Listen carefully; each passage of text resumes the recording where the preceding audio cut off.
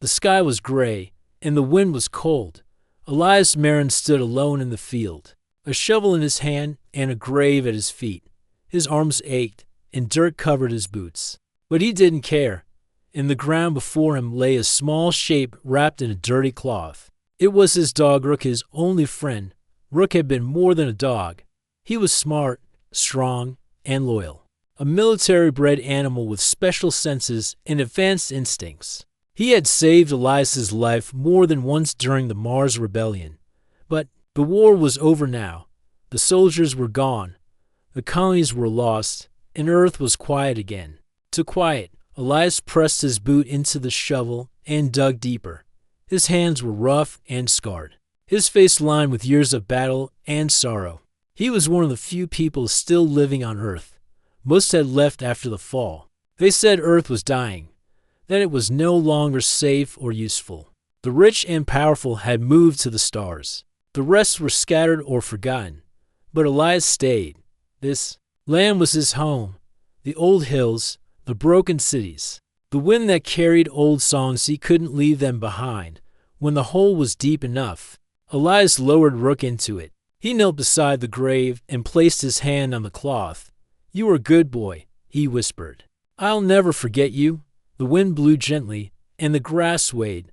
For a moment, there was peace. Then it happened. As Elias stood up and reached for his shovel, the ground beneath him gave a sudden shake. Just a small tremble, like the earth had taken a breath. He froze.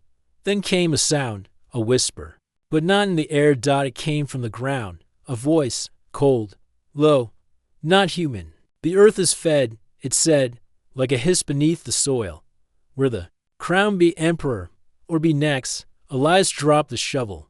His breath caught in his throat. He stepped back quickly, staring at the grave. The ground had gone still again. The wind had stopped. Silence. He rubbed his ears, thinking maybe it was his mind playing tricks. After all, he had old implants from the war, some of them broken. Maybe it was a glitch, or a memory echo.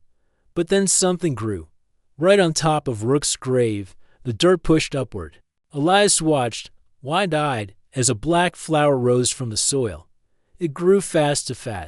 Within seconds, it stood a foot tall, its petals smooth and shiny like glass, with strange red veins glowing faintly underneath. It wasn't any flower he had ever seen. He took a cautious step forward. The flower turned slightly, like it felt him. Then, suddenly, a flash of red light blinked across his vision. A symbol, round, sharp, ancient-looking, burned itself into the corner of his eye. Not really seen, but felt. A set of coordinates appeared below it, floating in his mind like a HUD display. "What in the Elias whispered. Stumbling back, he wiped at his eyes, but the display stayed. The numbers blinked once, then faded. His heartbeat quickened. He looked back at the flower. It wasn't just a plant, it was a signal, a message, a mark. Elias had fought machines. He had fought aliens. He had fought traitors. But this felt different. The earth had just spoken to him, and it had given him a choice. He grabbed the shovel again, more for safety than digging. Then, without warning, the flower shut its petals, folding into a hard black shell and sank back into the soil. Gone. Elias stood there for a long moment, trying to breathe. The silence had returned, but it wasn't peaceful anymore. It was watching him. That night, he sat by the fire in the ruins of his shelter, half-buried bunker with solar walls and rusted metal beams. His food was canned beans, and his drink was water pulled from a filter he barely trusted. But his mind wasn't on dinner. He stared at a piece of scrap metal, where he had carved the coordinates he'd seen earlier. They pointed to a deep location under the earth, near the site of an old terraformer core. Those machines had been built to reshape Earth during the early colonization days. But most were shut down or destroyed long ago. Why would the Earth, if it really was Earth, send him there? And what did it mean by "where the crown"? Elias looked over at the spot where Rook used to sleep. His eyes burned, but he didn't cry. He had lost too much already. Now, something had taken his dog and given him a mystery in return, a dangerous one. But one thing Elias had learned in all his years of war: you don't ignore a warning, and you don't run from a challenge. He stood up, grabbed his coat, and checked his rifle. He didn't believe in ghosts or gods, but he did believe in messages. And this one had been clear: be emperor or be next. Elias walked through the dead forest before sunrise. The air was cold, and dry leaves cracked under his boots. His rifle hung across his back, and a small pack bounced against his shoulder. He had been walking all night, moving toward the coordinates that appeared in his mind. He didn't trust the voice. He didn't understand the flower or the strange symbol. But he had learned one rule during the war: when something strange happens on Earth, you don't ignore it. The path led him into an old mining zone. Long ago, machines had dug deep tunnels here, searching for metal and energy. Now, everything was broken. Towers had fallen, tracks were rusted, and black vines crept over the ground. Pulling machines back into the dirt dot at the edge of the valley, Elias stopped. The sun had just started to rise, casting a golden light across the ruins. In the center of the pit, half buried and silent, stood a large metal dome. He knew what it was: a terraformer core. There were only a few left on Earth. They had been built over 100 years ago to change the planet's air, water, and land after the colony wars. But when Earth became less useful, the machines were left behind. This one should have been dead, but as Elias stepped closer, he felt a vibration in the air, like a low hum, almost silent, but deep in his bones. The ground felt warm, even though the morning air was cold. He reached the dome. Its surface was cracked and covered in moss. He found a narrow hatch, half open, and crouched beside it. A strange light glowed inside, soft and green, like algae floating in deep water. He took a deep breath and climbed in. Inside, the core was alive. Faint lights blinked along the walls. Dust floated in the air. Thin wires hung like roots, and the walls were covered in strange symbols. Elias moved slowly, careful not to touch anything. The place smelled like metal, soil, and something older, like the inside of a cave that had never seen light. He followed the tunnel downward. The symbols on the walls began to change. They no longer looked like human writing. They curved and twisted, glowing faintly. Some moved like they were breathing. Finally, he reached a large chamber. At the center of the room, resting on a stone-like pedestal, was the object that made his heart stop. A crown, but not like any crown he had seen before. It was made of black roots and silver wires, shaped like branches twisting upward. Small orbs glowed between the wires. The crown didn't look old, it looked alive. He stepped closer. Suddenly, the crown opened its eyes. Small red lights along its surface lit up, one by one, as if waking from sleep. Elias froze. Then a voice, calm, slow, deep, spoke from the walls. Candidate detected. Human. Code. Marin. Elias. The room filled with soft clicking sounds. Lights brightened. The pedestal rose a few inches, and the crown turned to face him. Do you accept the bond? The voice asked. Elias stepped back. Bond? What are you? There was a pause. I am Core Sentinel. Sovereign seed has been awakened. The planet calls for its emperor. Elias stared. I'm no emperor. I buried my dog and found a flower. That's all. The voice replied. The earth was fed. The signal was heard. The process has begun. He didn't understand, but he couldn't deny it. Something had chosen him. The flower, the voice, the coordinates, they all led here, to this moment. What happens if I say no? Elias asked. The voice went silent. Then it whispered. Then you will feed the earth. Like the others, chills ran down his spine. He looked at the crown again. It didn't feel evil, but it didn't feel kind either. It was powerful, old, maybe even alive. He reached out, slowly, and touched it. Pain shot through his arm sharp and fast.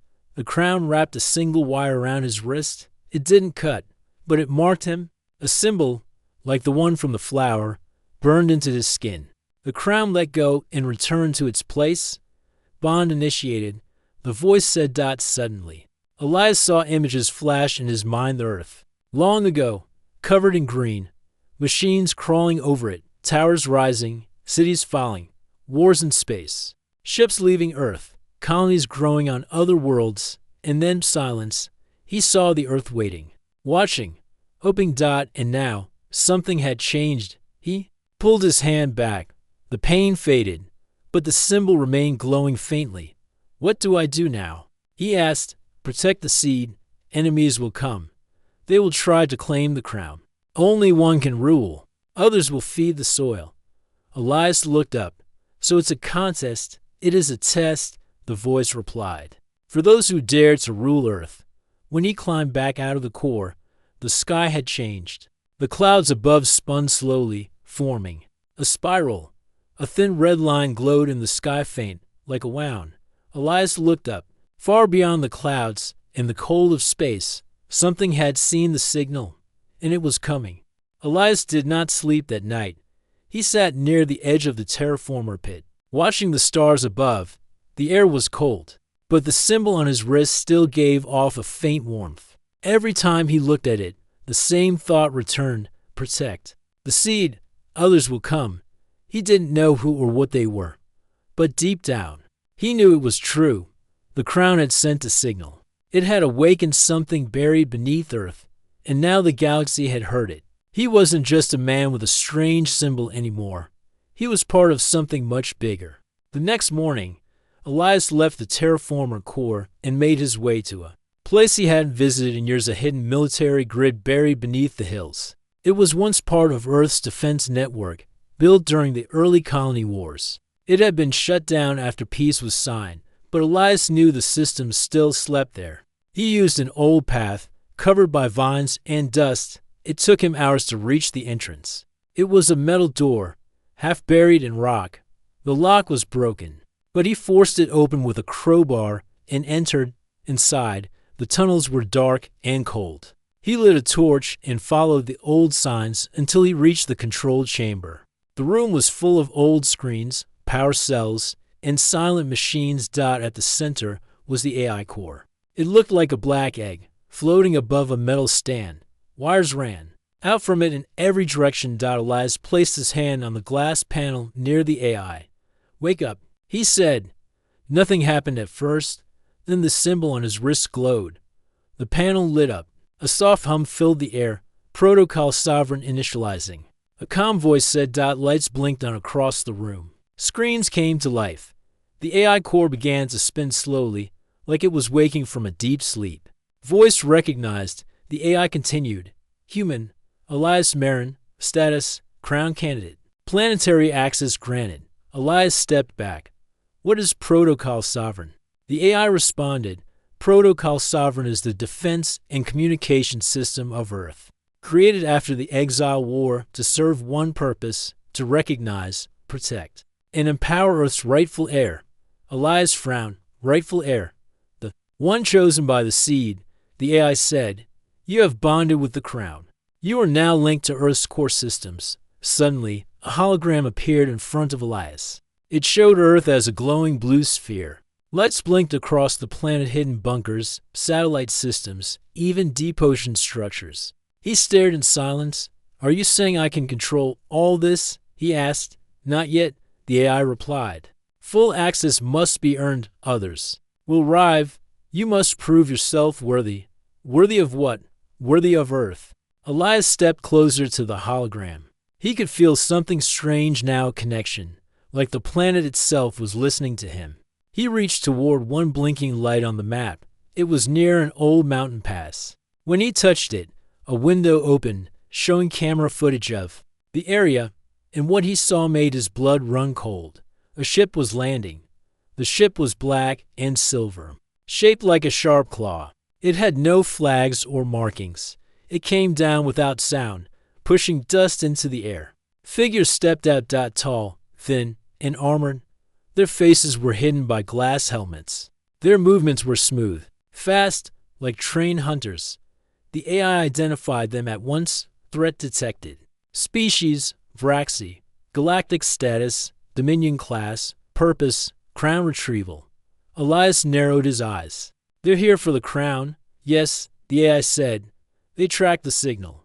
They believe Earth's systems can be claimed. They will offer you a deal. If you refuse, they will attack. Elias watched the screen as the Vraxi moved through the valley. They carried strange weapons, long, curved blades, and floating orbs that pulsed with light. He had seen many enemies in his life, but these were different.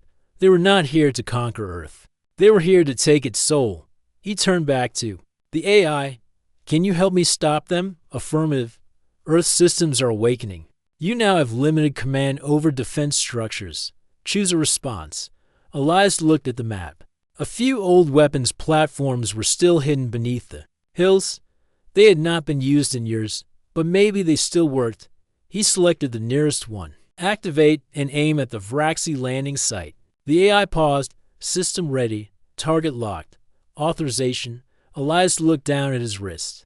The symbol pulsed. He placed his hand on the console. Fire. A soft rumble shook the valley. Beneath the ground, long-forgotten machines roared to life. Hidden panels opened on the hills. From deep silos, a single energy bolt shot into the sky, silent, fast, and bright. The blast hit the Vraxi ship just as it began to rise again. The explosion was massive. Fire filled the valley. 2 of the Vraxi were thrown backward. The rest scattered. Elias watched the screen as the smoke cleared. The ship was gone. But not all of them were dead. A new alert appeared on the AI screen. 1 survivor approaching. Crown challenge detected. Elias gripped his rifle. They're coming. For me now. Elias tightened the strap of his rifle and looked up at the screen. 1 Vraxi warrior had survived the attack. The alien was fast, skilled, and getting closer to the entrance of the old military grid. The AI warned again. Crown challenger approaching. Weapon systems ready. Elias shook his head. No guns this time. I need to see what they want. He knew the Crown had started something ancient. This wasn't just a war. It was a test, a contest to decide who would rule Earth. If he ran from this fight, he wouldn't survive the next one. He stepped out of the underground bunker and climbed to the surface. The wind was dry, and the sky still glowed faintly red from the blast earlier. In the distance, dust rose. Something was coming. Elias waited. Soon, the Vraxi stepped into view. The alien stood over 7 feet tall. Its body was lean but strong, covered in black armor with glowing green lines. Its helmet was shaped like a bird's skull, and in one hand, it held a long spear that crackled with energy. The Vraxi stopped 20 steps away. It spoke, but not with words. A voice entered Elias's mind, cold and sharp. You are not worthy. Surrender the crown. Elias stayed calm. You think you can take it? The alien tilted its head. I did not think. I know. You are alone. Weak. Human. Elias smiled slightly.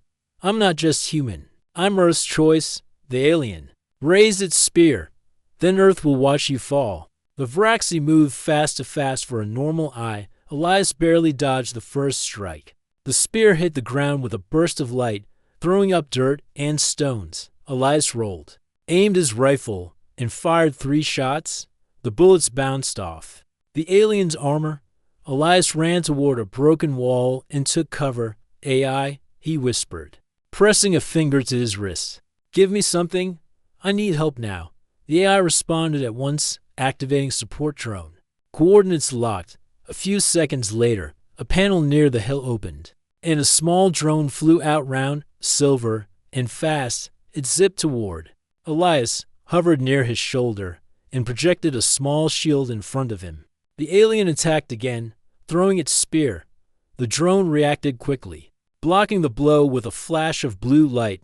Elias stood, took aim, and fired again, this time at the alien's leg joint.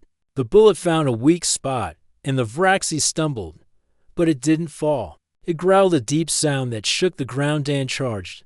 Elias barely had time to think. The fight turned wild. Punches, strikes, dodges. The drone helped, giving Elias cover and alerts, but the alien was strong, and its spear was deadly. Then Elias saw it. The crown symbol on the alien's chest had begun to fade. The AI spoke in his mind. The challenger's link is unstable. Earth is rejecting it. You are stronger. Finish it. Elias rolled under a strike and grabbed a sharp metal rod from the ground. He jumped forward and slammed it into the alien's chest, right into the glowing symbol. The Vraxi screamed. Energy burst from the wound, and the alien collapsed. Its body shook, then went still. The spear turned to ash. The crown symbol disappeared. The fight was over. Elias stepped back, breathing hard. His arms were sore, his lip bleeding. But he was alive. He had won. The drone hovered quietly beside him. The AI spoke again. First challenger defeated. Status, crown bearer confirmed. Elias looked up at the sky. He thought it might be over. It wasn't. That night, Elias sat beside a small fire in the hills. He had cleaned his wounds and repaired his gear. The drone floated nearby, scanning for danger. He spoke softly to the fire. How many more will come? The AI answered, unknown. The signal has reached many systems. More are expected. Some will offer peace. Others will bring war. Elias nodded slowly. And I'm supposed to stop them all. Not just stop them. The AI said, understand them, prove yourself. This is not just about power. It is about leadership. The one who wears the crown must be more than a fighter. Elias stared into the flames. He remembered the voice from the grave. Wear the crown, or be next. He didn't ask for this. He only wanted peace, a quiet life. But now Earth had chosen him, and he couldn't walk away. He looked at the stars. Then he saw something far in the sky, moving fast. A new light. Another ship. The next morning, the AI showed him fresh data. A new group had arrived. Not like the Vraxi. These were different, soft, glowing forms. No weapons seen, no noise. The Swanari, the AI explained, they speak with the mind. Their goal is control through thought. Be careful. They do not fight with blades. They fight with dreams. Elias frowned. And what do they want? They will try to convince you to surrender. Not with threats, but with visions. They may offer peace, power, even your heart's desire. But they do not share the crown. They twist the will of the planet. Elias touched the mark on his wrist. It still glowed. He remembered bearing Rook, the pain, the loneliness, the promise. He had made a choice that day. He would protect Earth, no matter what. Elias stood on top of the old comms tower, watching the sky. His rifle hung over his shoulder. But he wasn't thinking about weapons now. He was thinking about what the AI said. The Swanari will not attack your body. They will attack your mind. That worried him. He could fight machines. He could outthink alien soldiers. But dreams, visions, that was something new. The sky above him shimmered. Soft lights, like glowing jellyfish, floated down from the clouds. They moved slowly, gently, as if dancing on air. No engines, no sound, just beauty. But Elias knew better. They were here to test him. He returned to the bunker, where the AI had activated a protective field around the base. The drone followed him inside and hovered near the console. Any words from the Swanari? Elias asked. No speech. The AI replied. Only a request. They wished to speak directly through the mind. Elias nodded slowly. Then let's get it over with. He sat down in the center of the room and placed his hand on the metal floor. The AI dimmed the lights and activated a connection. For a few seconds, everything was still. Then Elias felt it. A warmth entered his head. Not painful, not sharp, just soft. A voice, calm and sweet, like a breeze, spoke inside his mind. Elias Marin, you carry the seed. But the crown is heavy. Let us help you. He tried to stay strong. Who are you? We are the Swanari. We do not bring war. We bring peace, unity, and understanding. Let go of the burden. Let us guide the planet. Let us guide you. Elias suddenly saw things, visions, dreams. He saw Rook, his dog, running through green fields again. He saw Earth healed, forests full, oceans clean. He saw himself standing on a mountain. People cheering his name, wearing the crown not as a weapon but as a symbol of harmony. Part of him wanted to believe it, but another part stronger, sharper warned him, this is not real. Elias whispered, it can be. The voice answered, all you have to do is surrender. Let us carry the weight. Elias clenched his fists. Earth didn't choose you. It chose me. The visions began to shift. The green fields turned gray. The people vanished. Rook's image flickered, then faded. The voice turned cold. Then you will fall with your world, like the others before you. Suddenly, Pain entered his head, a cold sting, like ice cutting into his thoughts. The AI's voice broke through. Warning, mental invasion detected, initiating emergency disconnect. There was a flash, then silence. Elias opened his eyes. Sweat covered his face. He was shaking. The drone hovered nearby, scanning him. Are you stable? The AI asked out. Elias nodded. I'm fine. They tried to control me. You resisted. Most would not have. He stood slowly. His legs felt weak, but his mind was strong. Again, they're not here to help, he said. They want Earth, just like the others. The next day, Elias found that the Swanari had built a small base near the valley lake. Their base wasn't made of metal or stone, it was alive. A giant floating flower, glowing and pulsing with light, floated above the water. Dozens of soft, jelly-like beings moved around it, shining like stars. The AI gave him a warning. If you go there, they will try again. They will not use force, but they will tempt you. If you fail, the Earth will no longer trust you. Elias took a deep breath. I need to face them. He walked alone toward the lake. As he neared the glowing flower, the Swanari opened a path. The ground felt soft beneath his boots. The air was full of sweet scents, flowers, water, something warm and calm. He entered the heart of the flower. Inside, the world was quiet. The colors were soft. Time felt slow. Then the largest Swanari floated before him. It was tall and wide, like a curtain of light. No face, no hands, just a presence. Elias. It said in his mind, you are tired. Let go. Let us carry the crown. For you. He closed his eyes and saw more dreams. This time, he saw his past, the war on Mars, the bombs, the screams, the losses. He saw the faces of friends who died. Then he saw Earth again, green, strong, growing, and behind it all, he saw the crown, not on his head but rooted in his heart. He opened his eyes. No, he said. I don't need to be a king. I don't want power. But I was chosen, not because I'm the strongest, because I'm human. I remember pain. I protect life. And I will not give you my world. The flower pulsed red. The air grew heavy. The Swanari's voice turned cold again. Then Earth shall mourn its choice. The light around Elias bent and twisted. The world of dreams tried to collapse on him. But he fought back, not with weapons but with his will. He shouted, I'm Earth's voice now. And Earth says no. There was a sudden crack, like thunder. The vision shattered. The flower above the lake turned black and began to fall. The Swanari, seeing their control broken, rose into the sky like sparks and disappeared into the clouds. The lake went still. The battle was over. Elias walked back to the hills. The AI welcomed him. Mental defense confirmed. Earth accepts your choice. Elias looked at the sky. That's two. The AI paused, then said something new. Your connection to Earth is growing. The crown is taking root inside you. Elias felt it, too. He didn't need the AI to tell him. His body was changing. His mind was faster. His skin felt stronger.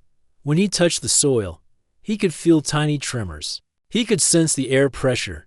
He could tell when birds would fly. Overhead, he was becoming something new, not just a soldier, not just a man, something more. A protector, a voice, a root.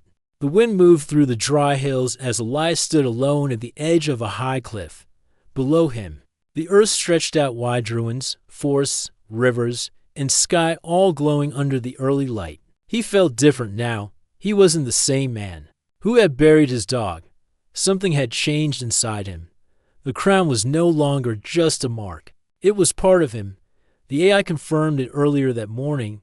Crown integration at 78%. You are almost fully linked to Earth's core systems. Your body is adapting. You are becoming what Earth needs. But now, something else had come. Something human. Later that day, the AI gave him a new alert. Incoming ship. Human signature detected. Colony origin, Mars. Status, unknown. Elias narrowed his eyes. Human. He hadn't seen another human. In years, most had left Earth. Some had gone to Mars, some to other systems. But none had returned. Until now, The ship landed near the old Capitol ruins, tall buildings broken by time, metal torn by storms. Elias went to meet them, riding an old rover across the rocky roads. As he arrived, the ship opened. A figure stepped out. It was a woman, tall, with a long black coat and metal armor beneath. Her eyes glowed faintly blue, and metal lines ran across her skin. She wasn't a full machine, but clearly enhanced. She looked at Elias with calm eyes. "Elias Marin," she said. He stopped. "How do you know my name?" "I studied the Earth Crown long before the signal woke it. I knew it would choose someone. I was ready to be that someone." She stepped closer. "But you got here first." Elias didn't raise his rifle. "Not yet. Who are you?" "I'm Commander Celis Ray, last heir of the Martian thrones. The colonies have waited a long time for Earth to wake up, and now it has." The air grew quiet. She looked around the ruins. This planet was the root of all. Our history, our code, our DNA. The moment Earth sent that signal, every empire listened. They think Earth will choose a ruler, but I believe it should be taken, not offered. Elias frowned. "You're human. You should understand why that's wrong." She smiled. "I understand more than you think. I know what the galaxy is like now, cold, cruel, controlled by alien forces. If Earth does not rise again, humanity will disappear. I came not just to challenge you, but to claim what is mine." The challenge was different this time. No armies, no alien tricks. Just a human standing in the ruins of a world that once led the stars. "I don't want power," Elias said. "I just want to protect Earth." Celis tilted her head. "You think protecting it means keeping it quiet, hidden? No. Earth must lead, not sleep. Let me wear the crown, Elias, together. We can command the galaxy." He shook his head. "You want to rule the galaxy. I want to guard the planet." The AI's voice spoke softly in his ear. "Final challenger confirmed. Decision must be made. Only one may complete the crown bond." Celis stepped into a ready stance. "Then prove you deserve it." Their fight was fast and fierce. Elias had the Earth's strength reflexes sharper than any normal human. His senses tuned to the land beneath him. He could feel tremors, hear the wind shifts, sense movements. Celis had tech-fast legs, strong arms, built-in weapons. Lasers flickered from her gloves, and a pulse shield blocked his shots. They moved through the ruins like shadows. Walls cracked, dust flew. Old machines sparked to life as they passed. Elias used everything the Earth gave him: stone, air, metal, water. He called roots from the ground. He triggered ancient defense beams. The planet itself helped him fight. But Celis was smart. She adapted quickly. "You're strong," she shouted, dodging a strike. "But Earth isn't enough anymore. You think small. I think wide."